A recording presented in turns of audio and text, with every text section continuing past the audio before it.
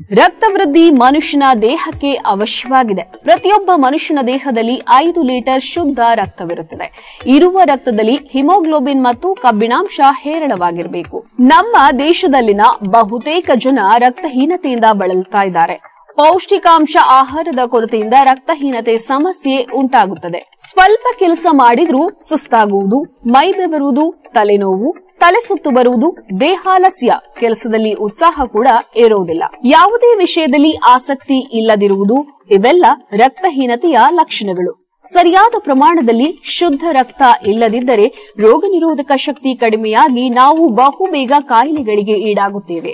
ಆದ್ದರಿಂದ ದೇಹದಲ್ಲಿ ಸರಿಯಾದ ಪ್ರಮಾಣದಲ್ಲಿ ರಕ್ತವನ್ನ ವೃದ್ಧಿಸಿಕೊಳ್ಳಬೇಕು.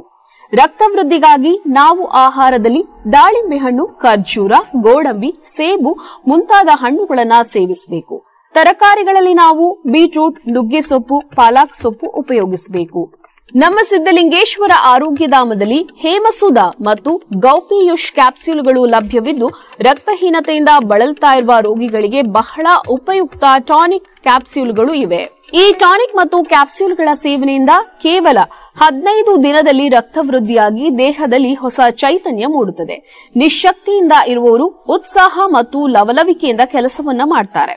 ಔಷಧಿಗಳಿಗಾಗಿ ನಮ್ಮ ಸಿದ್ದಲಿಂಗೇಶ್ವರ ಆರೋಗ್ಯಧಾಮಕ್ಕೆ ಕರೆ ಮಾಡಿ ಅಂಚೆ ಮೂಲಕ ತರಿಸಿಕೊಳ್ಳಿ. ನಮ್ಮ ದೂರವಾಣಿ ಸಂಖ್ಯೆ 8197885537.